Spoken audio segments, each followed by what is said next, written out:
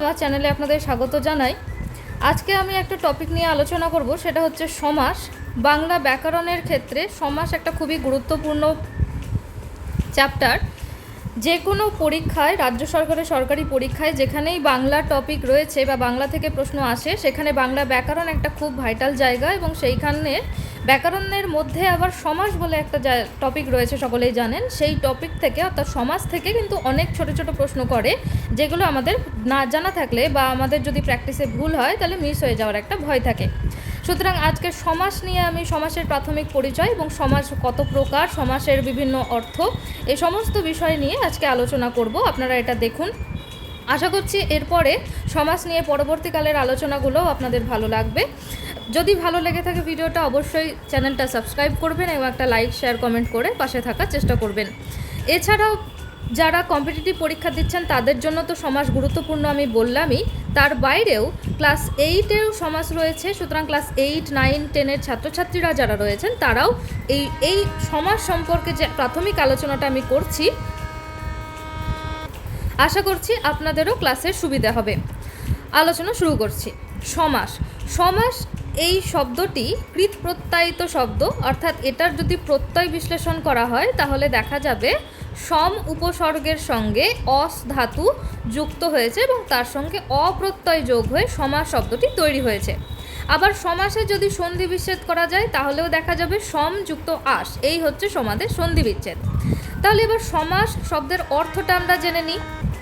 সমাস শব্দের অর্থ হচ্ছে সংক্ষেপণ বা মিলন, যা ভাষাকে সংক্ষেপ করে। অর্থাৎ সমাসের মাধ্যমে দুই বা ততোধিক শব্দ মিলিত হয়ে সংক্ষিপ্ত অর্থ ধারণ করে, সেটাই হচ্ছে সমাস। সমাস হলো একটা ব্যাকরণগত প্রক্রিয়া যেখানে অর্থ সংক্ষেপণ, যেখানে শব্দকে সংক্ষেপ করা হয় বা ভাষাকে সংক্ষেপ করে এবং ভাষার আলংকারিক সৌন্দর্য বৃদ্ধি করে। এবার সমাস তাহলে শব্দের মিলন ঘটায়, তাহলে সমাসের বিপরীত কি হবে? সমাসের বিপরীত শব্দ হবে বিগ্রহ বা বিচ্ছেদ। অর্থাৎ সমাস থেকেই হয়তো প্রশ্ন দিল যে সমাস শব্দের বিপরীত শব্দ কি হবে, এরকম প্রশ্নও আসতে পারে। এটা একটা ট্রিকি কোয়েশ্চেন যে সমাস তো আমরা পড়েছি, সমাস দিয়ে শব্দের সংক্ষেপণ হয়, ভাষা সংক্ষেপ করে, তাহলে সমাসের আবার বিপরীত শব্দ কি হতে পারে? তখন কিন্তু ভয় পেলে চলবে না বা ভুলে গেলে চলবে না। এটা আমাদের মনে রাখতে হবে যে সমাসের অর্থ যেহেতু মিলন, তাই সমাসের বিপরীত অর্থ হচ্ছে বিগ্রহ বা বিচ্ছেদ।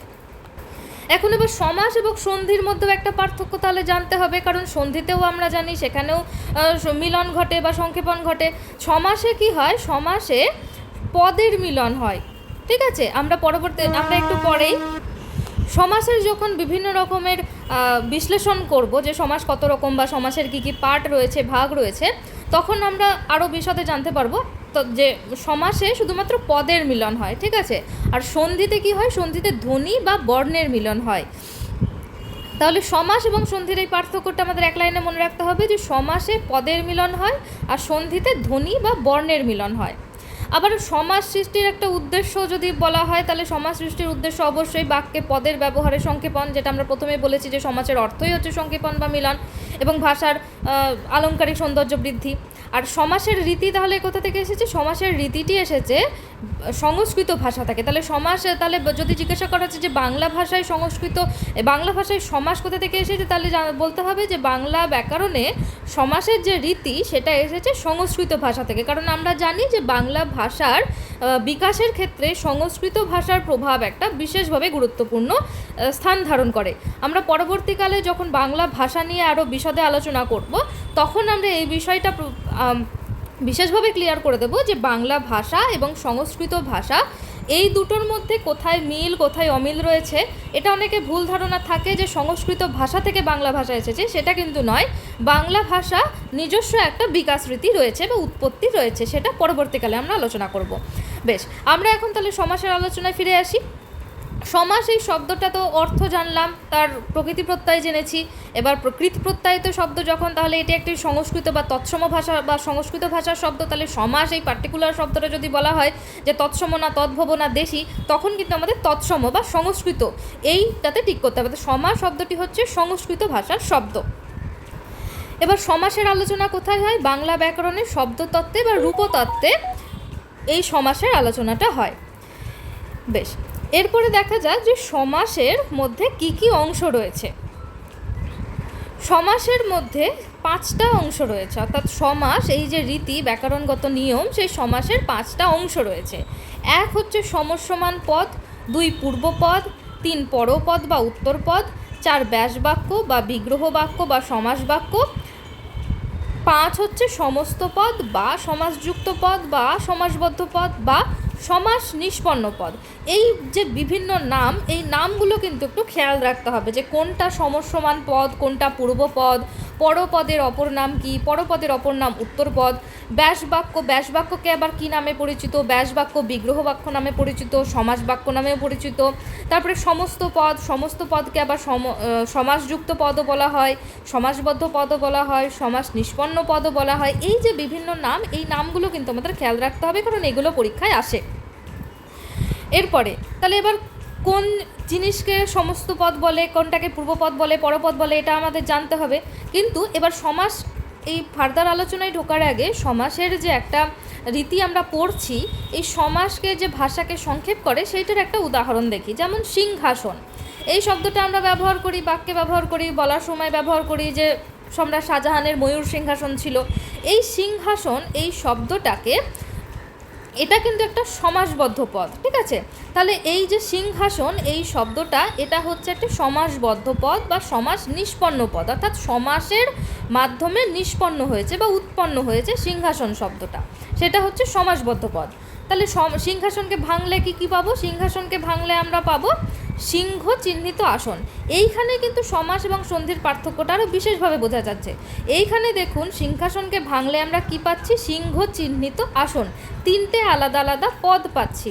আবার সিংহাসনে যদি সন্ধি বিচ্ছেদ করি, তাহলে তখন সেটা হবে কি? সিংহযুক্ত আসন, সিংহাসন, সেটা সন্ধির আলোচনা। কিন্তু যখন সিংহাসনকে আমরা সমাসবদ্ধ সমাসে আলোচনা করছি এবং সেটার বিভাজন করছি, তখন আমরা কি পাচ্ছি? সিংহ চিহ্নিত আসন, এই 3টে পদ পাচ্ছি। এই যে 3টে পদ, সিংহাসনকে ভেঙে যে 3টে পদ, সেই 3টে পদকে বলা হচ্ছে সমস্যমান পদ। মানে সমাসের যে পরবর্তী অংশটা আমরা বললাম সমস্যমান পদ, সেটা হচ্ছে সিংহ চিহ্নিত আসন। এই 3টে শব্দের বা 3টে পদের মিলনে কিন্তু সিংহাসন, এই সমাসবদ্ধ পদ বা সমস্যমান পদটি এসেছে। এই 3টে পদ আলাদা আলাদা পদ, যে সিংহ চিহ্নিত আসন, সেটা হচ্ছে সমস্যমান পদ, ঠিক আছে? কিন্তু এই 3টে পদকে তো আমরা লিখছি যে সিংহাসন বলতে বোঝায় সিংহ চিহ্নিত আসন। এই যে একটা বাক্য, এটাকে বলা হচ্ছে সমাস বাক্য বা ব্যাসবাক্য বা বিগ্রহ বাক্য। এই যে পুরো অংশটা, এটা দেখুন একটা বক্সের মধ্যে আলোচনা করা, বক্সের মধ্যে ঘিরে দেওয়া আছে যে সিংহ চিহ্নিত আসন, পুরোটাই একটা বক্সে আছে। এই পুরো বক্সটাকে বলা হচ্ছে সমাস বাক্য বা ব্যাসবাক্য বা বিগ্রহ বাক্য। তাহলে সমসমান পদ হচ্ছে এই 3টে পদ আলাদা আলাদা করে, সিংহ চিহ্নিত আসন 3টে পদ আলাদা আলাদা করে, আর সমাস বাক্য হচ্ছে এই 3টে পদকে একসঙ্গে লিখে যেটা বলা হচ্ছে যে সেটা হচ্ছে সমাস বাক্য বা বিগ্রহ বাক্য। বোঝা গেল? এবার এই বিগ্রহ বাক্যকেও যদি আমরা দেখি, যে তাহলে তার মধ্যে দেখা যাবে যে 2টো পদ মুখ্য, একটা হচ্ছে সিংহ আর একটা হচ্ছে আসন। তার মধ্যে সিংহাসন শব্দে কোন জিনিসটার বেশি প্রভাব রয়েছে? তার মধ্যে রয়েছে পূর্বপদ এবং উত্তরপদ। প্রথমেই রয়েছে সিংহ, এটা হচ্ছে পূর্বপদ, পরপদ হচ্ছে আসন। অর্থাৎ সমাস বাক্যের মধ্যে প্রথম অংশে যেটা থাকে সেটা হচ্ছে পূর্বপদ অর্থাৎ সিংহ, আর আসন এইটা হচ্ছে উত্তরপদ, ঠিক আছে? তাহলে সমাস বাক্য, বিগ্রহ বাক্য, সমাসপদ, পূর্বপদ, উত্তরপদ আমরা জানলাম। এখানে নিচেও দেখুন আরও একটা বক্স করে এখানে পুরো বলে দেওয়া আছে যে সমস্যমান পদ বলতে যে যে শব্দ সমাসের প্রক্রিয়ায় এক শব্দ গঠন করে সেগুলোকে বলা হয় সমস্যমান পদ। এখানে সিংহ চিহ্নিত আসন এই 3টে সমস্যমান পদ বলে মিলিত হয়েছে এবং সিংহাসন শব্দটা তৈরি হয়েছে। এই যে সংজ্ঞাগুলো, এই সংজ্ঞাগুলো আমাদের কম্পিটিটিভ পরীক্ষায় দরকার লাগে না, কিন্তু এগুলো জানা না থাকলে আমাদের কনসেপ্ট ক্লিয়ার হবে না। সুতরাং এই যে সংজ্ঞাগুলো রয়েছে এগুলো একবার চোখ বুলিয়ে নেবেন এবং একটু খুব ভালো করে বুঝে নেবেন, তাহলে যে কোনো অচেনা সমাসবদ্ধ পদ দিলেও কিন্তু সমস্যা হওয়ার কথা নয়। এবার ব্যাস বাক্যের সংজ্ঞায় কি বলা হচ্ছে, যে বাক্য বা বাক্যাংশের সংক্ষেপণে সমাসের প্রক্রিয়ায় একক শব্দ গঠিত হয় তাকে বলা হয় ব্যাস বাক্য। এখানে ব্যাস বাক্য হচ্ছে সিংহ চিহ্নিত আসন। আমি প্রথমেই বলেছি যে বক্সের মধ্যে যে 3টে শব্দ রয়েছে, সেই পুরোটাকে বলা হচ্ছে ব্যাস বাক্য। সমস্ত পদ বা সমাসবদ্ধ পদ বা সমাস নিষ্পন্ন পদ তিনটেই এক জিনিস, একই জিনিসকে বোঝাচ্ছে। সমাসের প্রক্রিয়ায় একাধিক শব্দ যুক্ত হয়ে যে একক পদটি গঠন করে তাকে সমস্ত পদ বা সমাসবদ্ধ পদ বলে। এখানে সিংহাসন হলো সমস্ত পদ। পূর্বপদ ও পরপদ, সমস্ত পদে যে দুটি পদ থাকে তার প্রথম পদটিকে বলা হয় পূর্বপদ এবং শেষের পদটিকে বলা হয় পরপদ। যেমন এখানে সিংহ হচ্ছে পূর্বপদ, আগে আছে পূর্বপদ, পূর্ব মানে আগে, আর আসন হচ্ছে পরপদ, পরপদ বা উত্তরপদ, অর্থাৎ শেষ পদ বা অন্তপদও বলা যেতে পারে, তবে মূলত উত্তরপদ বা পরপদ নামে এটি পরিচিত। এরপরে এখানে দু একটা পয়েন্ট আপনাদের মনে রাখতে হবে। সমস্ত পদ সর্বদা একটি পদ হয়, এটিকে কখনো ভেঙে আলাদা করে দেখা যায় না। যেমন আলো ছায়া, এখানে প্রয়োজন বোধে পূর্বপদ পরপদের মাঝখানে হাইফেন ব্যবহার করা যায়। যেমন দিন রাত, দিন হাইফেন রাত, আকাশ হাইফেন পাতাল, আকাশ পাতাল। মানে বড় শব্দ থাকলে, বড় দুটো শব্দ থাকলে মূলত বা বিপরীত শব্দ থাকলে মূলত একটু ভেঙে হাইফেন দিয়ে ব্যবহার করা যায়, কিন্তু কখনোই আলাদা আলাদা করে লেখা যাবে না। যেমন দিন আর আলাদা, মাঝখানে কোনো হাইফেন এরকম করে আলাদা করে লেখা দেওয়া যাবে না। সমস্ত পদ সর্বদা একটাই পদ হবে। আবার সমস্ত পদ অনেক সময় অসংলগ্নভাবেও থাকতে পারে, যেমন ঘোড়ার ডিম, শহীদ মিনার, এইগুলো আবার একটু অসংলগ্নভাবে রয়েছে। দেখুন এর মধ্যে কোনো হাইফেন নেই, অর্থাৎ হাইফেন দিয়েও থাকতে পারে বা হাইফেন ছাড়াও থাকতে পারে। কিন্তু আমাদের এইটা নিয়ে মাথা ঘামানোর দরকার নেই, কারণ আমাদের যখন সমাস নির্ণয় করতে দেবে তখন সমাসের তলায় দাগ দিয়েই দেবে, আন্ডারলাইন করেই দেবে, সুতরাং আলাদা করে আমাদের দরকার পড়বে না। এরপরে আসা যাক যে সমাসের প্রকারভেদ। তাহলে সমাসের মধ্যে কি কি অংশ রয়েছে আমরা দেখে নিলাম, যে সমাস কিভাবে তৈরি হচ্ছে, তার কি কি ভাগ রয়েছে, অংশ রয়েছে, এবং সমাস কত প্রকারের হয়। সমাস মূলত হয় 6 প্রকার। 6 প্রকার কি কি? দ্বন্দ্ব, কর্মধারয়, বহুব্রীহি, তৎপুরুষ, অব্যয়ীভাব এবং দ্বিগু সমাস। তার মধ্যে কর্মধারয়, তৎপুরুষ, দ্বন্দ্ব, দ্বিগু এই 4টে মূলত খুবই গুরুত্বপূর্ণ।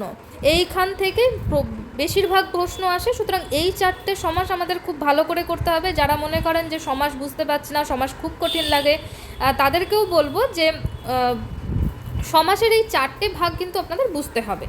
আমি পরবর্তী ভিডিওতে এইগুলো পুরো সমাসটাই আমি ভালো করে পার্টে পার্টে আলোচনা করে দেবো। আপনাদের যদি এত দূর পর্যন্ত ভিডিওটা দেখে থাকেন, যদি ভিডিওটা ভালো লেগে থাকে আলোচনা, অবশ্যই চ্যানেলটা সাবস্ক্রাইব করবেন। আমি পরবর্তীকালে পুরো সমাসটাই আলোচনা করব এবং বাংলা ব্যাকরণের আরও অনেক যে পার্টগুলো রয়েছে সেগুলোও আলোচনা করব। এই বাংলার আলোচনাগুলো আপনাদের অবশ্যই এসএসসি, এসএলএসটি যে কোনো পরীক্ষায় যেখানেই বাংলা ব্যাকরণ আছে সেইখানেই কাজে লাগবে। আমি সেই রকমভাবেই পড়াবো যাতে পরীক্ষায় যে কোনো প্রশ্নই আসুক না কেন আপনাদের করতে অসুবিধে না হয়।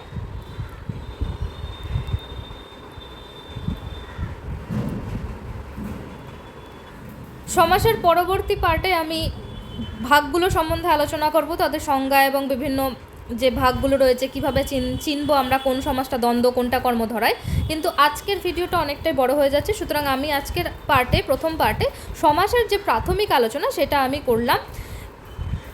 এখান থেকে পুরো আলোচনা থেকে আমি অনেক ছোট ছোট প্রশ্নও বলেছি, আপনারা চাইলে সেগুলো নোট ডাউন করে নেবেন। তাহলে আলোচনাটা যখন পরবর্তীকালে আবার যখন শুনবেন তখন সেই নোটটুকু দেখলেই আপনাদের হয়ে যাবে, পুরো ভিডিও দেখার দরকার পড়বে না। এবং আমাদের পড়ানোর বা পড়ার উদ্দেশ্য হচ্ছে সেটাই যে একটা জিনিস যখন আমরা পড়ছি তখন সেটা থেকে যত ভালো করে আমরা সংক্ষেপে নোটস করে রাখবো নিজের মতো করে, রিভিশনের সময় তাহলে আর বেশি সময় দেওয়ার দরকার পড়বে না, তখন আর এই 15 মিনিট 16 মিনিটের ভিডিও দেখার দরকার পড়বে না। অবশ্যই যখন হাতের কাছে নোট না থাকলে আপনারা দেখতেই পারেন, সেটা দেখলেও আপনাদের আলোচনাটা আবার মনে পড়ে যাবে। তো সেরকমভাবে আপনারা ছোট ছোট করে নোটস করে পড়ুন। আমি আবার সমাসের আলোচনায় নিয়ে সেকেন্ড পার্টে হাজির হব। ততক্ষণ পর্যন্ত ভালো থাকুন এবং চ্যানেলটা অবশ্যই সাবস্ক্রাইব করে রাখুন। দেখা হচ্ছে পরের ভিডিওতে।